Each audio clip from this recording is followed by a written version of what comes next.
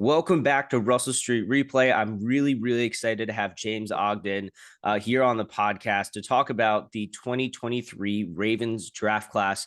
It was a long weekend, certainly a bit longer for you there across the pond, James. But how are you feeling about the Ravens draft class this year? Yeah, really good. I think I adore Zay Flowers, and a draft class is really made or broken by that first round pick. So for me, Flowers was a really great pick. Obviously, a bit hamstrung by having just the five picks originally, and then the six picks, and not having the second. I felt there was a good concentration of talent in this draft class in the second round. So sort of missing that was a little bit sort of disappointing on night two. But yeah, definitely very happy with Zay Flowers. So pretty happy with the class overall. And yeah, stayed up till 4 5 a.m., which is what it takes on this side of the pond to be a draft fan, which is fun. That's dedication right there. Yeah, it was interesting. The Ravens made so many picks last year. At some points last year, I really thought that they were going to try and trade back and get some more draft capital for the future for this year. And they didn't do that. And I thought they actually might try and do that again this year, trade back to pick up either more picks in this draft class or more picks in next year's class, which is what has been expected to be. And I guess they say this almost every year, but expected to be a really good draft class again next year. And so they didn't do either of those things. In fact, they picked up an extra pick, a really smart move, a really shrewd EDC move, I felt like, that we'll get into later. Before we get specifically on all the Ravens picks, I wanted to get your take on this. How do you feel about draft grades? Kind of immediately after the draft, everyone loves to, grade the picks and grade teams' draft classes. And there was a lot of, I felt like an unusually high amount of discussion, not about the grades themselves, but about the concept of draft grades. To me, it's pretty straightforward. It's, did you like the pick? Is it what you would have done in that situation? And it's not that deep. What do you think of draft grades? Do you like to put grades on players? Yeah, I don't love to do the grades myself, but I kind of get why people do. The thing for me, I suppose, is my the way I've been taught in terms of evaluation. You're projecting a player to sort of say this is what he might be in this scheme, in this context, and so I kind of get grades from that perspective of sort of saying my evaluation of this player I think works in this team because of this scheme fit, where they fit personnel wise. Like, I kind of get it from that perspective, but I also get the flip side of it, because you're actually, if you're trying to project a guy and what he's going to be, you probably want to wait 2 3 years to see what that guy's going to be before you actually give a grade. And that's the only way I sort of look at it from a grades perspective, from a negative perspective against grades. But they're pretty fun, and I think it is worth a conversation about, having watched the player, how that player is going to fit with that team, and whether you like that pick at that time with what was available, and teams. I mean, I'll let you sort of come in on this one, but I feel like teams I feel over the last few years, and including the Ravens to an extent, certainly early on in the draft, teams seem to be focusing more on need than they have done in previous years. I think it's harder to believe teams, maybe with the Trenton Simpson pick this year, but it's hard to believe teams when they say we took the best player on our board. It does feel like they forsake bit sort of value for need a bit more than they used to. Yeah, and I think the Ravens get this knock of best player available, and I feel like from 2019 to 2021, that was very much not the case to me. It felt like they were consistently going after areas where they needed to add either immediate help, or they needed a depth player. They needed a rookie that could contribute some snaps in his first few years, even if he's not a full-time starter. And I just found it interesting. And then the 2022 draft it really felt like best player, best player, best player, best player.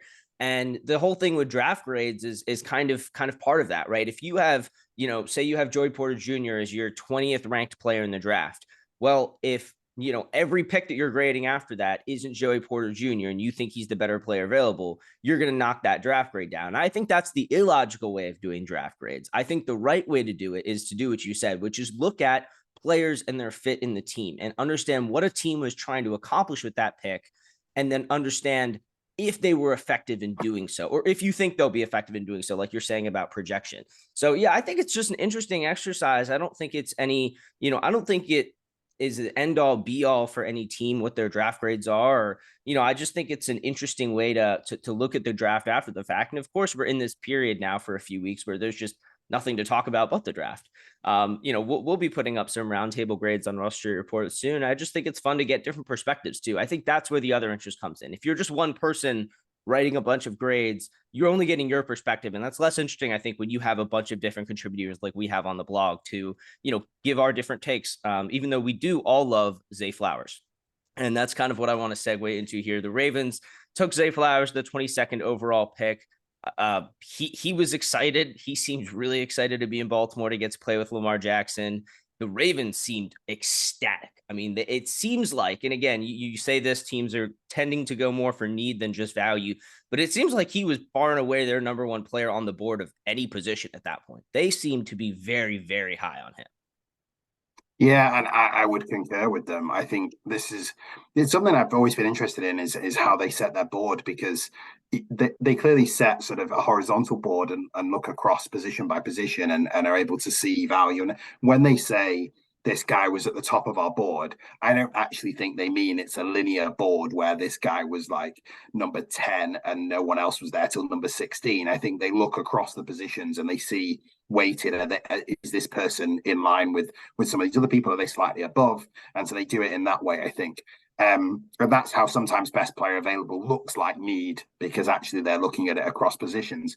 I suspect from the way and you could see it from a long way out. I think Adam Bonacorsi put out a tweet, sort of retweeted a tweet that I saw back in January when the Ravens were apparently plastered to Zay Flowers at the East West Shrine Bowl. So it just feels like that was that he was very high on their board, and I would have him that high too. I think, for me, he is a potential difference maker.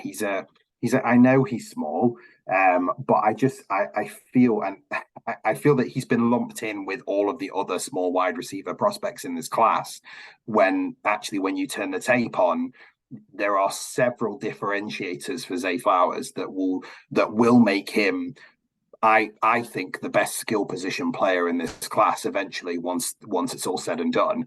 And to get that type of value at 22 was crazy. It feels like he would, for me, have been in my top 10 to 15 players in the class. So that is outrageous value at that point, and you absolutely smash the phone, the buttons on the phone to get that done.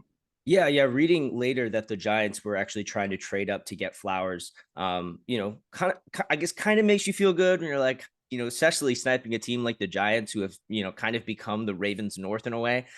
And I think that the thing that excites me about Flowers is the fact that he's coming into this offense instead of the previous offense, the offense that Hollywood Brown wanted to get traded out of. Again, they're both small receivers. I don't like that comparison at all. I think they're extremely different players, play extremely differently. And like you're saying, Flowers has just sky high potential in terms of the players in this draft. I think Jackson Smith-Njigba is, a favorite wide receiver for a lot of people in this class. He was mine, just because the guy seems to just understand everything about the wide receiver position.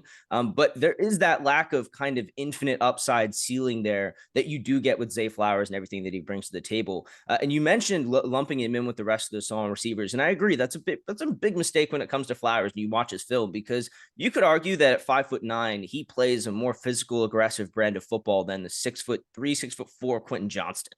Like, Johnston plays like a guy who is significantly smaller than he is, whereas Flowers is like, I do not care what my listed size is. I am going to find a way to beat you.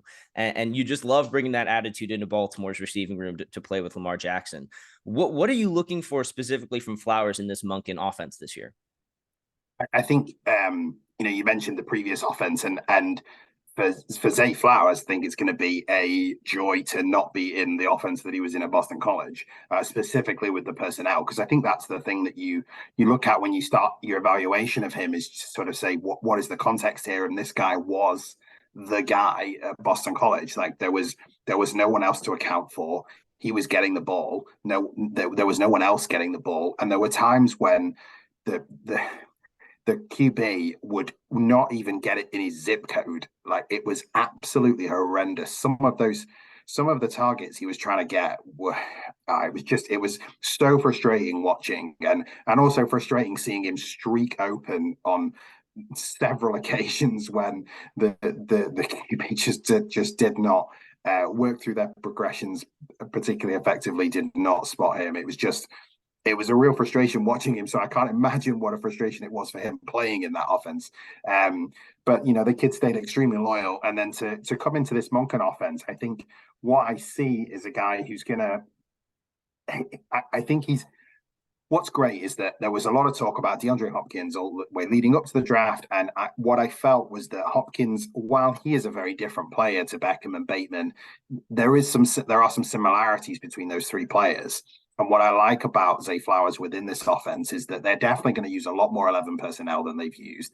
The 11 personnel was they are, like, if you haven't seen the stats, anybody listening, the Ravens have been the significantly lowest utilizer of 11 personnel in the league by 20-30 percentage points over other teams. So they'll use a lot more 11 personnel, which will include Zay Flowers and Odell and Rashad Bateman. And I think what they've got in those three guys is actually three guys who can all work a lot of the different positions within the Ravens offense. Like, Odell has done his best work out of the slot in recent years. Bateman, I think, can play all three positions. I think Zay Flowers can also play all three positions. They are obviously all better suited to certain positions. I do like Zay in the slot, running posts, corners. Like, that's when he's going to be at his most dangerous. But it feels to me like they have a person, like a really flexible wide receiver grouping now that can kind of do a lot of different things. And I think Zay Flowers is going to be not just a guy on post and corners that you can target deep, but he's also really good in short areas on those hard angle routes where you're going to be able to get him as a safety valve for Lamar. And it's the best thing about Zay Flowers is he's a really obvious safety valve for Lamar to do some of those routine throws a bit more consistently, because Zay Flowers this is the thing that sets him apart for me, is he's so explosive, and he utilizes that so well at the break point, that explosiveness in the break, that acceleration out of the break, which is really where he's next level, that acceleration, and that shows up on film as well. You're getting a guy who's so going to be so open in those short areas that he's going to be a really effective safety valve for Lamar. So I just think he's a really great addition to this offense, and the way I think Monken's going to run this offense is going to really suit him, I think. Yeah, watching that Flowers film was I mean, I'm watching games from, months ago, and I'm screaming at, like, I don't think there's any other game really where I was watching. I was screaming at, like, I was getting mad at all 22 film. I was like, what is wrong with me? But that's how frustrating it was.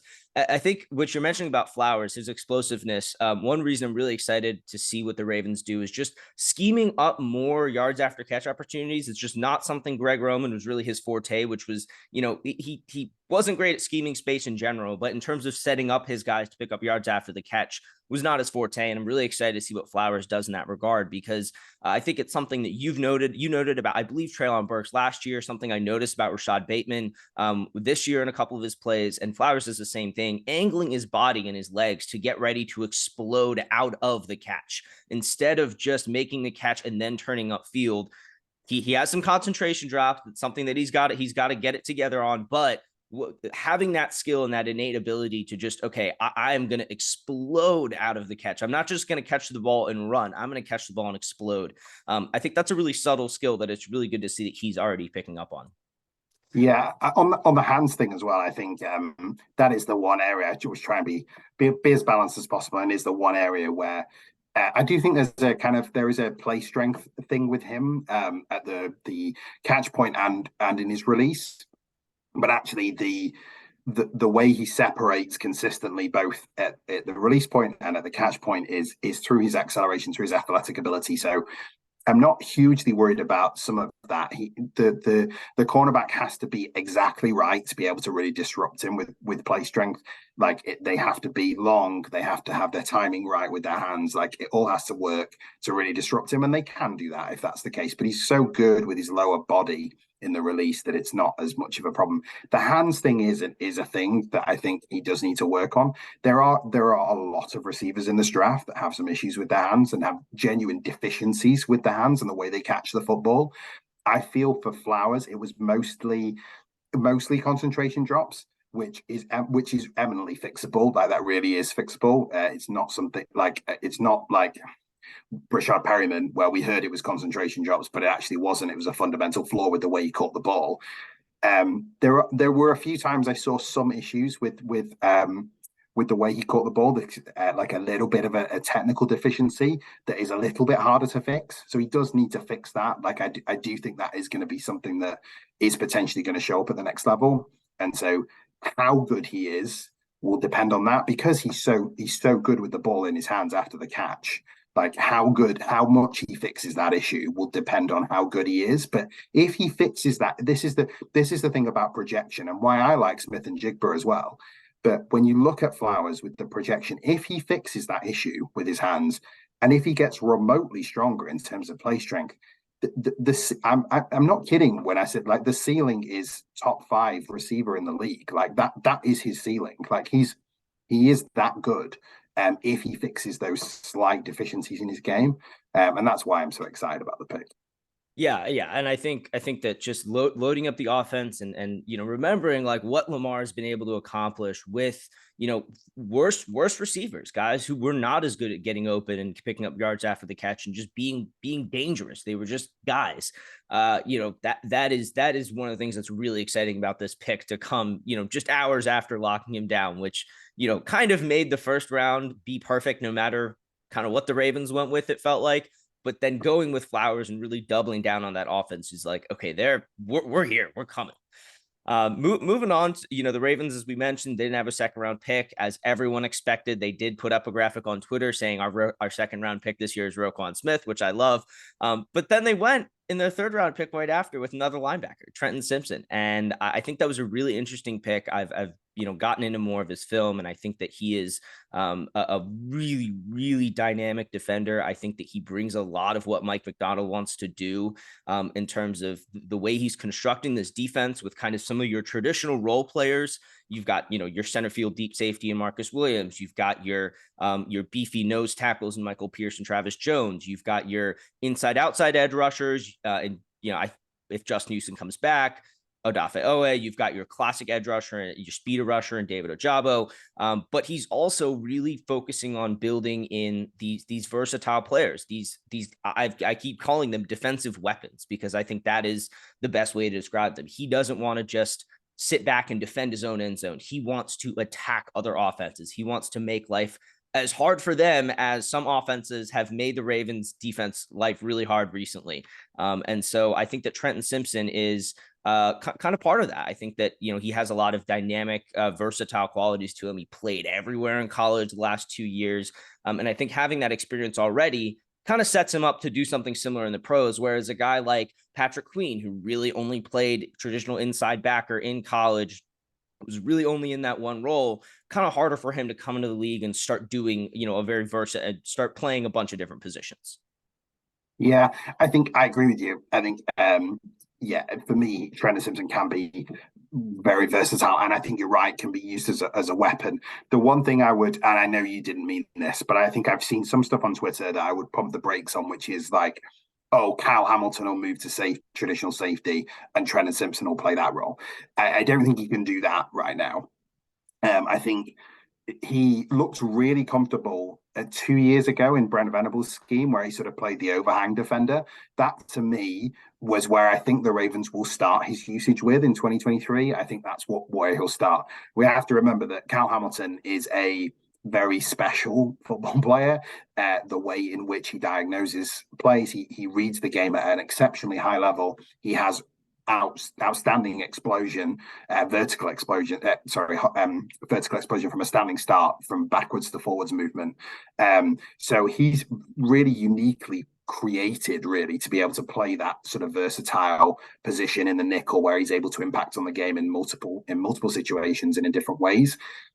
Trenton Simpson has the athletic ability. I mean, he's more athletic than Kyle Hamilton is.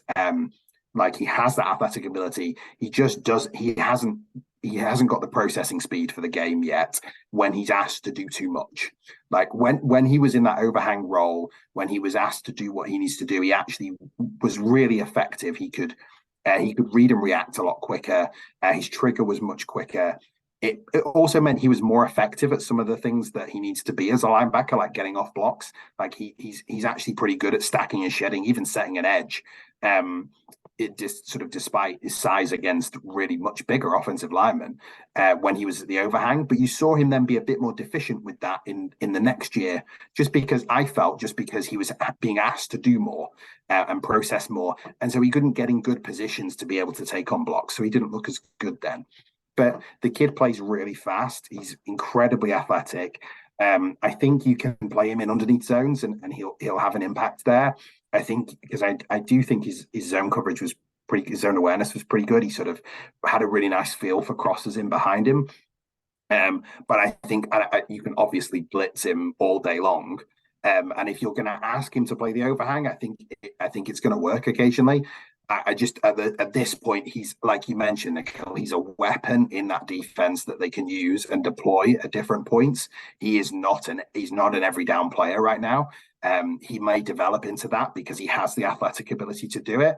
And once he gets in the Ravens coaching, there's a chance that he maybe succeeds Patrick Queen in a year's time. But that's still to be seen, I think. But I think they will be able to get him on the field this year and start using him creatively. Yeah, I think you're absolutely right about his role this year. And it's, you mentioned Kyle Hamilton. I want to make it clear before I say what I'm about to say is that I'm not, they're not the same players. They're very different players.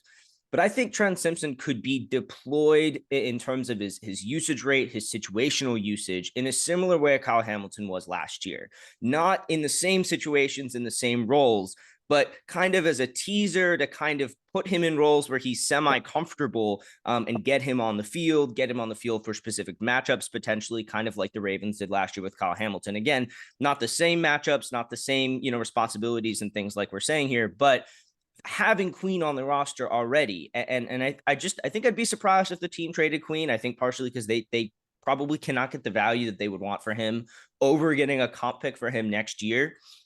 So instead, they're going to be able to just play Queen and Roquan together all year, which is fantastic for both of them, fantastic for this defense. And Simpson gets to come in and be, the change of pace guy. He gets to, if there's a matchup that you don't want Queen taking on in coverage, you can bring in Simpson there. You can do different things with him and kind of get him some of that experience and work him onto the field without saying, okay, you need to come in as a third round inside linebacker and be ready to play every down. Because I say this all the time, inside linebacker has got to be the hardest position to transition into in the NFL on defense. And we've seen that with Patrick Queen firsthand, right? Very, very rarely do you have guys like Roquan Smith they step in, they're impact players on day one as a rookie, and they're all pros by the end of their rookie contract. That's rare. And so having that having that in Roquan next to Queen, you don't feel like you have to press Simpson into too much action initially, kind of the same way when we had Marcus Williams and Chuck Clark in last year, and we didn't have to put in Kyle Hamilton every single down. And we really could develop him. And they had a really good development plan for him, I felt like, in terms of helping him just get up to speed of the NFL game, figure out what his role was going to be or his multiple roles were going to be in this defense. And I feel like they can do the same thing with Trenton Simpson this year, the way the roster is set up right now, so that they can kind of nurture that athletic talent and start to build up his processing ability to maybe be the dynamic weapon that they want to kind of go along with Kyle Hamilton and Roquan Smith in the middle of the field, which is, really, I think I've heard you say this before, where a lot of NFL games are won and lost now. And having, those three guys potentially really athletic, if they can get they can get Simpson's processing up to speed, playing next to Roquan and next to Kyle Hamilton, there's a lot of potential there. But I agree that this year it is a rookie year for an inside linebacker, and that's something I think we need to remember. We'll definitely, I think, see an exciting splash play or two out of him. But I also think we'll probably see him misread some things and have some of those growing pains at inside linebacker that we see for pretty much everyone in the league. What did you think of the pick in general? And did you have a lot of scouting done on Simpson before? So Simpson was one of the guys. I haven't been able to do as much scouting this year as I've done over previous years. This that will go back to normal next year. But Simpson was one of the guys, and so that I will be releasing a guide again next year. But Simpson was one of the guys who I did manage to do pre-draft. So I liked the pick where it was. Like I saw there was some sort of I think there are some Ravens fans who are now so obsessed with positional value that drafting a middle and off the ball linebacker in the late in the third round is a sin. I just felt like the value at that point was far too great, really, to pass up in a late third round pick. Like, you're talking about the usage with Kyle Hamilton. I think you're absolutely right. The sort of way in which they'll get him through will be a similar style of development plan, but I don't expect him to be making the same kind of plays that Hamilton was making down the stretch in the season, just because he's not the same level of player. This is a third round pick. You are looking at a projection and looking at what a guy could be in the future. And for me, like the ceiling of this kid, the potential there is really great, and that's where he should, like, that's what you've got to be looking for in the third round. You're not the Ravens were not going to get a corner in the third round who's going to start opposite Marlon Humphrey and give you a great level of play. I'm probably going to eat those words at some point, because there'll be a guy in the third or fourth round that ends up being a starting corner and being a good player for a team this year, probably, but the likelihood of actually hitting on that guy is pretty low. So I feel like taking a swing at him there at that point was the right thing to do. Yeah, and like we were saying earlier, trust your board, right? Trust your evals, trust your board. That's what you have to go on. And I think that the Ravens, they said, look, it was a massacre in the third round as our guys just fell off the board one by one. I'm certain that there were multiple cornerbacks that they were looking at that got drafted, and they certainly didn't have the draft capital to go up and get them.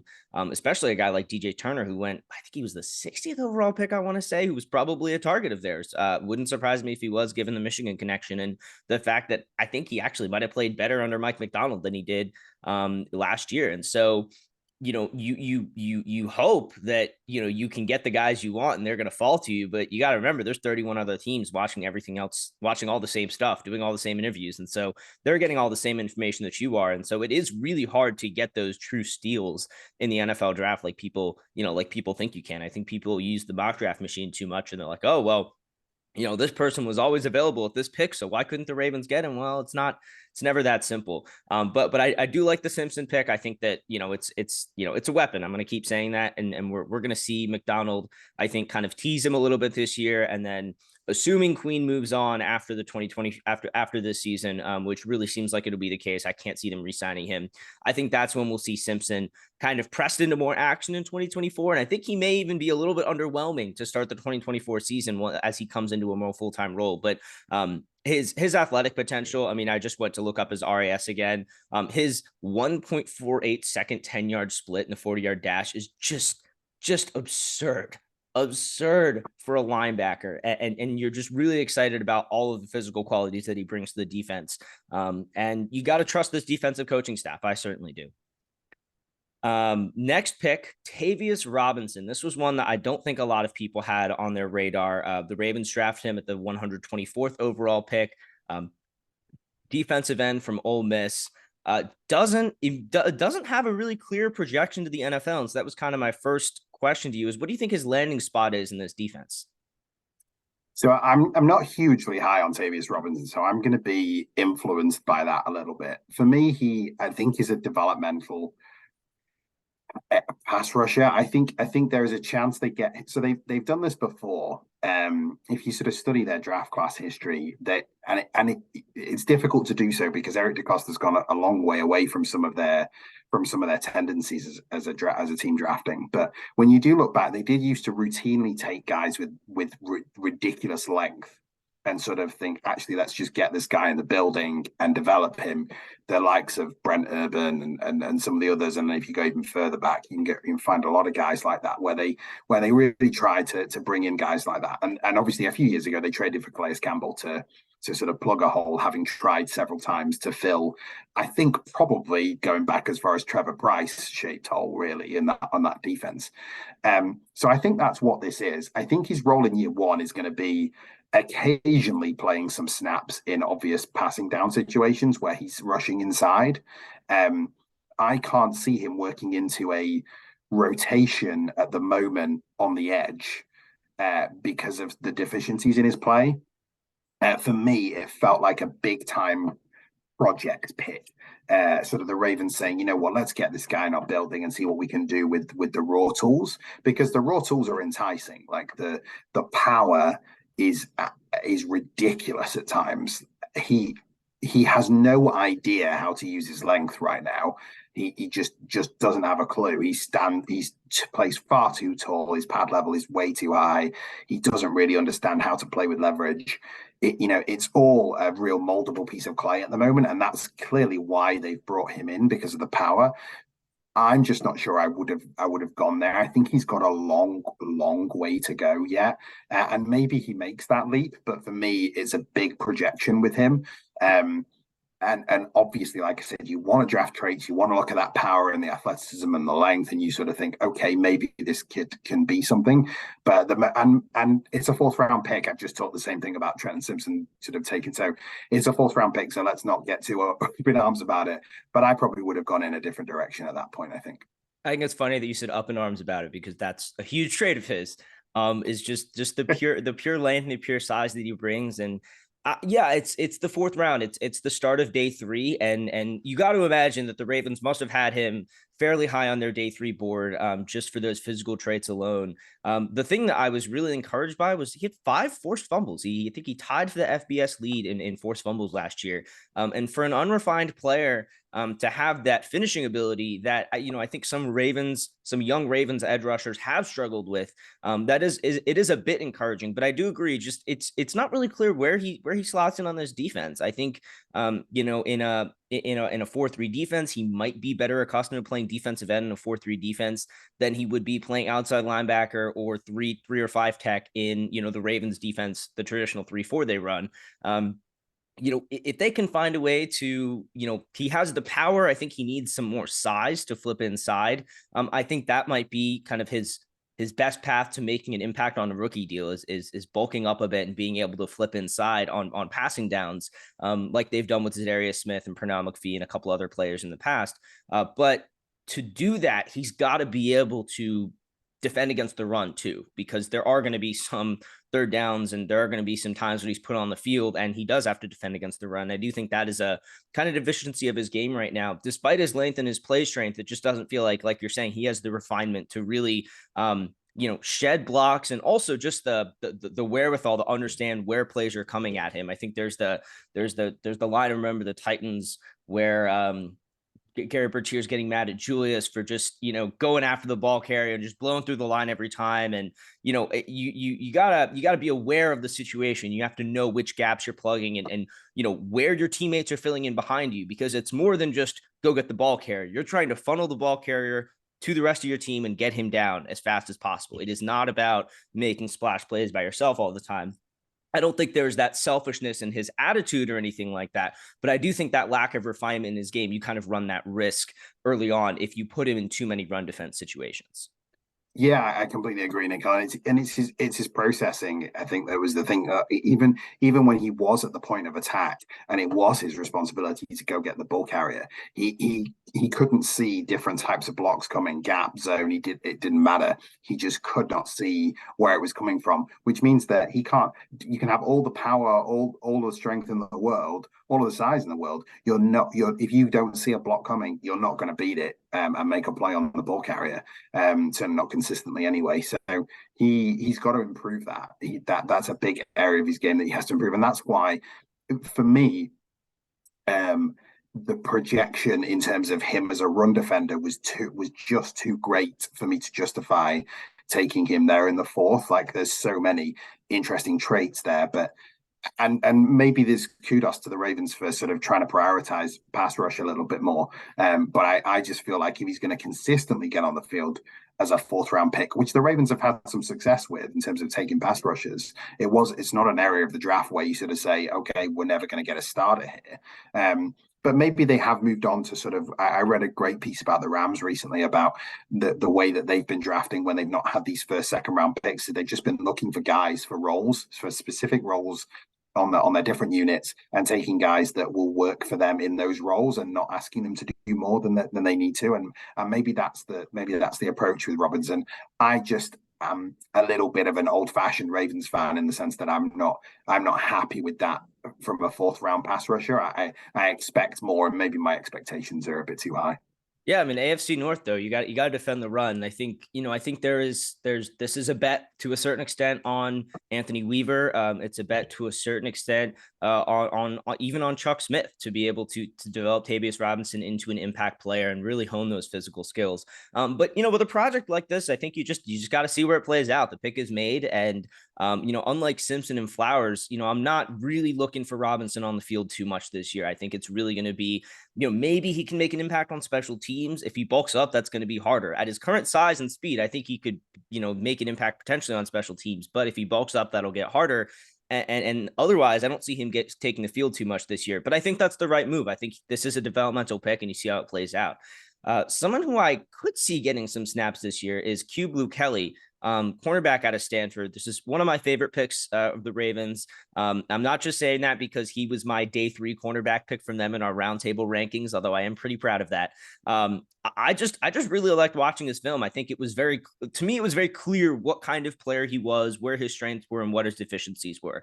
I think the Ravens are probably really excited about his ability in press man, partially because it's not all physical. I think that sometimes you think about press man as a purely physical endeavor about timing your hands, but it's also about your footwork. I think Blu Kelly is really patient when he's in press. He doesn't overcommit. And I think that is something that you don't see from a lot of college press specialists. Usually it's all about their length. It's all about their strength at the line of scrimmage, and preventing players from getting that release off. But Kelly does a really good job of that short area mirroring to kind of keep guys in front of him. And, not necessarily, I wouldn't say play strength is one of his fortes actually. And so I think by kind of steering away from that a little bit, he's kind of clever in the way that he approaches press situations to, keep himself from getting his weaknesses exposed by using his footwork really, really well. Yeah, that for me, I would completely agree, Nikhil. I think you sort of got spot on there with the evaluation of him. I think his foot quickness is really good. I think he's a smart kid on and off the field, which is really encouraging. I also liked him in press man, as you say. Like, I don't think he necessarily does it with play strength. It's a lot of technique and smarts, which is what I really like out of a corner. There's definitely a long speed deficiency there. I saw him struggle with recovery specifically. He's not specifically that long speed deficient. I think he ran a 4.5, didn't he? So I don't think it's necessarily a huge kind of issue. I think it's just when he got in trouble, he sort of panics a little bit in terms of when he's getting in trouble deep, and so you're going to have to look at that. I suspect he might get on the field early on inside. Actually, I know he's got good length, but it may be that he plays early inside, and that would make a ton of sense to me why they would pick him at that point, because they have Pepe Williams, and I'm quite high on Pepe Williams, but he's still got a ways to go in terms of his development. So getting some insurance there and sort of saying, actually, this kid might be able to step on the field pretty early. And maybe if we fix some of that sort of long speed panic type stuff, we might actually be able to get him on the field a bit more consistently later on in his career, more outside. To me, made a ton of sense to take him at that point. I was pretty happy at that point where they took him to go with him, and I just feel like to me, I think he has the kind of core skill set that you look for in a potentially sort of mid-round successful corner that sticks around in the league for a while. So I'm kind of pleased about that pick. Yeah, and he played. I don't think he played much more than 100 snaps, a little bit over that maybe in the slot in at Stanford. Yeah. But I think that he's got this. He's got the coverage skill set for that. I think one thing that I just felt like in his film was just a non-factor in the run game. I felt like he got blocked on screens, bubble screens, way too easily. That's something that he'll have to beef up in the slot. But we've seen the Ravens do a pretty good job getting a lot out of guys who are kind of smaller and not as physically imposing. But I think getting a weirdly, surprisingly high floor for a player that you can get on day three, as a guy who I could see being I don't think he's ever like a lockdown island kind of cornerback. He doesn't have the physical profile, he doesn't have the speed, the length, but I could see him just like as a solid cornerback too in the NFL by the end of his rookie contract, just with the ability that he has coming in. If the Ravens are able to kind of tinker a few things, help him just work on, like you're saying, the panic recovery, the long speed, and just make sure that he is a little bit more of a, I guess, not even an impact player, just less of a liability against the run. I think that he could end up being one of the steals of this draft class for the Ravens, honestly. And I think the run game deficiency, the run support I saw when he did get to a guy, he's a pretty strong, firm tackler. Like I'm not worried about him from a tackling perspective. I think it's from a like he waited too long on Mm-hmm. plays. Like he waited for things to happen to him rather than going and and being the guy who makes things happen in a run game. And that isn't always a that's not always a kind of like lack of toughness. It's sometimes it's a it's something you've been coached to do, or it's something that is part of a kind of processing deficiency. And the thing for me was I saw such a ton of smarts in the kid as a player and as a person that I kind of do feel like he can make that transition if the Ravens can get him in and he sort of sees the way that Marlon Humphrey plays the game, that he might become a bit more confident as a run defender, and that then translates into a more effective run defender. So I'm kind of like a little bullish on his projection as a run defender, even though I saw the same things on film as you saw. Yeah, and I think sometimes that's it kind of was a byproduct of his patience and coverage and kind of a patient play style for a Yeah. cornerback. His willingness to kind of, he didn't overcommit. There are very few missteps, I feel like, on his tape where he is, caught way out of position. But I feel like as a result, he sometimes does wait a little bit for the play to come to him when it turns into a run, or if he's not expecting a run or something like that. But yeah, I think this was a really good pick. I think we're gonna smile back on this one. Next pick, I'm gonna try this once, and then we'll call him Salah. Molly Salah Amuve Lolu as like, okay, I think. I think you got that. I'm sure Baltimore is gonna have a heck of a time trying to pronounce that, especially with the Aaron and Iron accent that we have here. But Salah was an interesting pick, not one that was really on my radar, but kind of a like classic Ravens day three offensive lineman pick. I felt like, not unpronounceable name notwithstanding. Yeah, I really liked. So I liked both offensive line picks for different reasons. The first, this one I think was, a classic kind of developmental offensive lineman that I see some potential with. I've talked about how I'm not sure I see the potential with Xavier Robinson. I definitely do see the potential. I think with Salah, I think he has kind of acceptable feet. They're not amazing, but it's fine in terms of his footwork. But he has remarkable power, like Tavius Robinson. But I think it is different in the sense that I feel like he's accessing that power more consistently at the moment, and so his play strength is good. I feel like I think he struck. Often you hear sort of people talk about guys, oh, that he's going to kick inside to guard, and it kind of frustrates me because sometimes the things that don't work at tackle are also not going to work at guard. The guy's just a bad offensive lineman. It's not that you kick inside to guard and suddenly he's a great offensive lineman. You kind of have to be looking at the projection and saying, do the things that he does well and the things that he's deficient in fit as a potential move inside. Not everybody can make that move. And I do think some of the things that I saw on film from him will be helped by a move inside.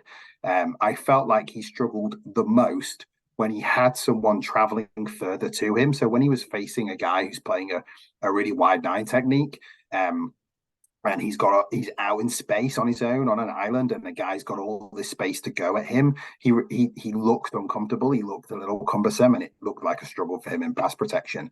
But when he was dealing, and it didn't happen that often because he did play guard a few snaps, but it was more when Oregon was running a specific play. So you occasionally got to see him go up against someone that was maybe a 5 technique or a 4-eye. And then you saw a different side to him, I think, as a pass protector. You saw a much more comfortable guy. The things that he does need to work on, like he is going to need a coach to get into his strategy with him. He just massively overuses his outside hand, his outside strike. It just doesn't quite work. And actually, sometimes that hand is badly placed. And so you then don't get his play strength coming into play. But I felt like the power was really remarkable, actually, and I felt, like I said, he was accessing it consistently enough for me to think this is gonna work at the next level. He's got some different strategic choices to make. That's different to a technical refinement you have to make. It's more about just doing things differently, like understanding how to construct a plan to go up against somebody across from you, down in and down out. But I really liked him in the run game because of that power. I think he could develop into something long term. I think you're going to have to take some time with him. I don't think he's going to be I don't think he's going to win the starting left guard job immediately. But I do think when we look a year, 2 down the line, we might see a guy who is at worst a kind of 6 offensive lineman type guy who's able to play. I think he might have the versatility to play multiple positions, even though he hasn't done yet. So you might look at a guy who's at least sort of on the fringe of contributing, and maybe 3-4 years down the line turns into another Ben Powers who's managed to develop and plays a great season before he goes and signs a contract somewhere else. Yeah, Powers is a great guy to bring up. I think when we're talking about day 3 offensive linemen, kind of like Bradley Bozeman, although I think Bozeman was starting by 2nd or 3rd year, I don't remember. But I think it's interesting to talk about these day 3 linemen because of how often linemen pick up these just week to week knocks. They're such big guys; they're moving around so much weight, and having depth and having guys that you in a weird way, having a developmental guy like Saleh on the roster. When you pick up a knock to your right guard or your right tackle, and even if it's for a series or 2, you get him out there. That's kind of what I'm looking for him over his rookie contract. Like by next year, his 3rd year, am I comfortable with him stepping in at right guard, right tackle for a game, for a couple series if I need to? Because for a day 3 guard, or for a day 3 offensive lineman, that's really, really what you're looking for. You're not drafting this guy to step in and be a starting tackle for you in his 1st or 2nd year. That's fantastic. That would be amazing. But with the amount of refinement that you have to do in his game, do you feel comfortable that he has the base set of skills to be an NFL offensive lineman? And do you feel like you have the coaching, really? And I think the Ravens do, and Joe D'Alessandris, do you have the coaching to then coach him up into a guy who can start for you someday or start in the NFL someday? I feel like very, very few day 3 linemen really end up starting by their team's preference on their rookie contract. A lot of them end up starting because of injuries or, something or another. But typically a lot of these day 3 guys are depth pieces. And like you're saying, if they're the 6th, 7th offensive lineman who can back up 2 positions, that's excellent value. And that's an excellent pick. Last pick in the Ravens draft, they traded back into the draft to pick up Andrew Vorhees, offensive lineman out of USC. And man, am I excited about this pick. It has to be mentioned.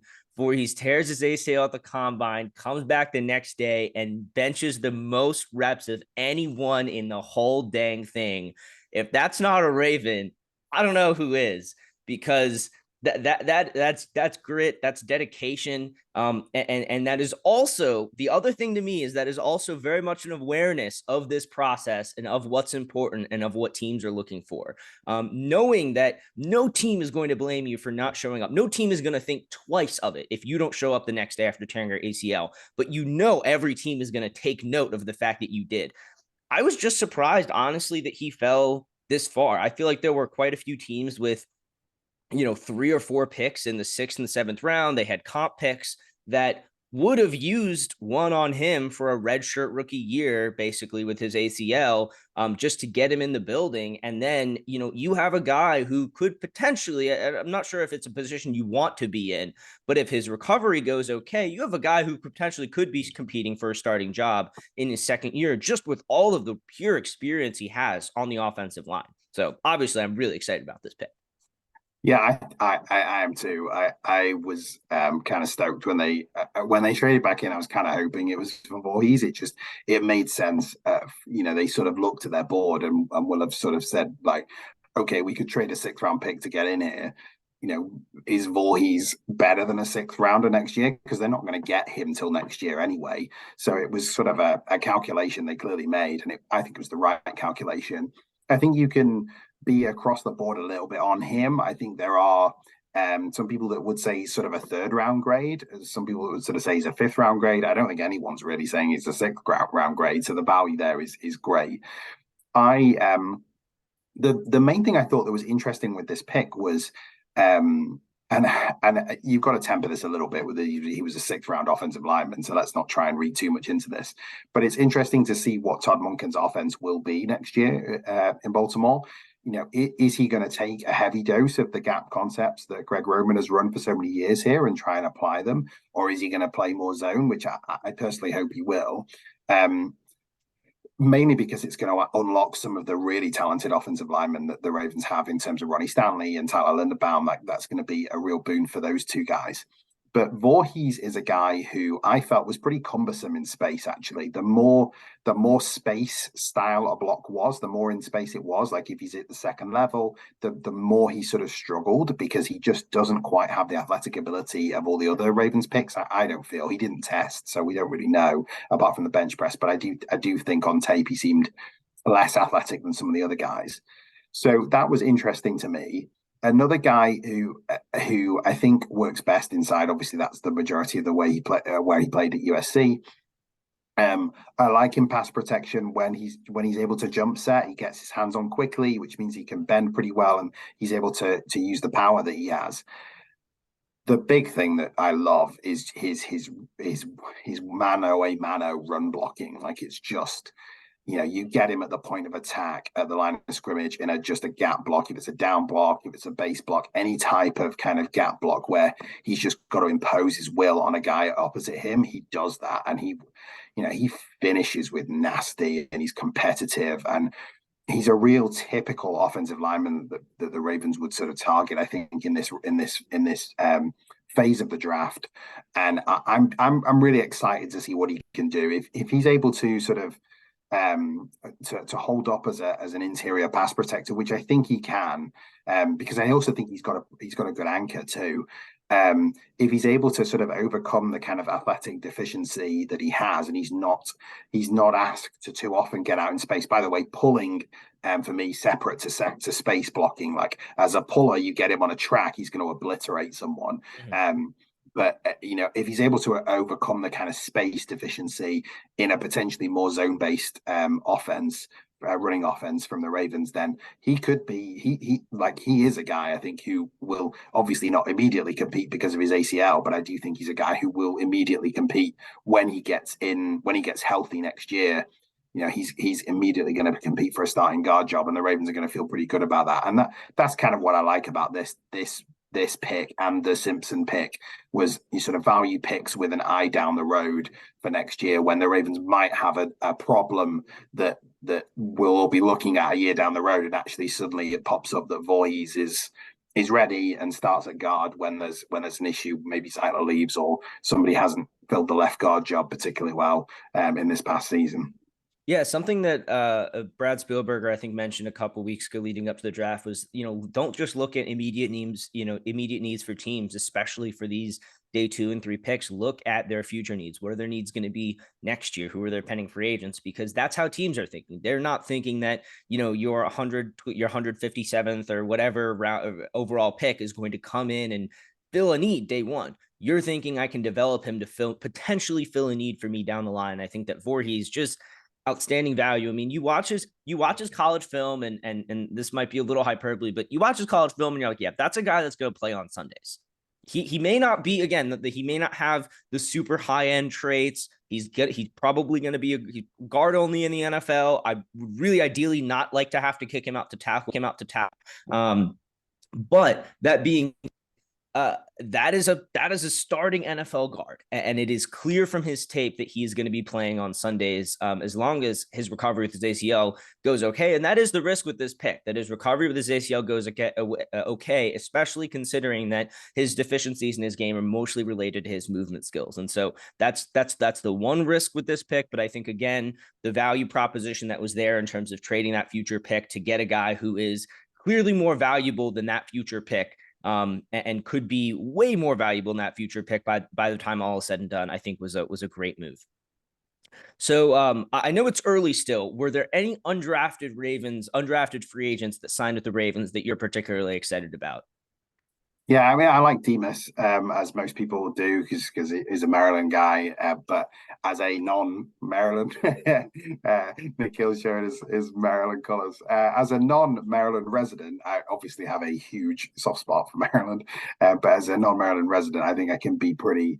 You can be safe that I'm pretty non-biased in terms of this, and so I am kind of excited about Demas. There are some things that he's definitely going to need to work on to be able to contribute to the NFL. That's why he went undrafted. But there are also a reason why he went undrafted was the injury. So I do feel that before the injury, I started to see some stuff. If he's the guy that he was before the injury, then yeah, I feel like that is a really great pickup in undrafted free agency. I also kind of like Keaton Mitchell from East Carolina, but it'll be interesting to see if he can dislodge Justice Hill, because that's the role that he can play. I suspect he might. There's been flashes with Justice Hill, but I expect Keaton Mitchell might be able to provide more as a kind of scat back in the future. It's really hard to remove Justice Hill from the team because of his special teams ability. And so I'd be surprised if that happens. But it's an interesting sort of camp battle to watch, that if Keaton Mitchell can rise to the ability that I think he can have. And I'm not, he's a scat bag. He bounces too much. Like there's lots of deficiencies with his game, but as a complementary piece to Dobbins and Edwards, if he's able to get in camp and develop, he might start to challenge Justice Hill, and maybe he's a guy who ends up on the practice squad, who in a year or two ends up making it onto the 53, and we talk about pretty positively. Yeah. I think, every year there's one. It feels like there's one guy that emerges in camp in the preseason to make the roster. I think 2021 there was not one. 2021 I don't believe there was an undrafted free agent to make the roster, come to think of it. But almost every year it feels like there is one. Definitely some candidates, but it definitely does take so much time. Usually it's not even the guy that you think it's going to be. I think the only time where an undrafted free agent made the team that everyone expected him to was our Darius Washington. Other than that, I feel like the undrafted free agents that make the team are, they're not always the guys that you get the most excited about after the draft. They really put in the work and prove themselves in camp and in August. Last question I had for you, James, before we log off. Any other draft classes, any other NFL teams that you're really excited about their draft class? Everyone's talking about Howie and the Eagles. The strategy of take the best player on the consensus board isn't actually really that bad of a strategy. Wisdom of the crowds is a very real thing, and a lot of data has proven that, especially about the NFL draft. So Eagles definitely getting a lot of high praise for their draft. Any other draft classes that you were a big fan of? Yeah, I mean, obviously, depressingly, I liked the Steelers draft quite a lot. Like, I feel Broderick Jones was a nice pick in the first round. Joey Porter Jr. I do feel has some deficiencies that he needs to work on, but as a long press man corner, he's great. I like Keanu Benton.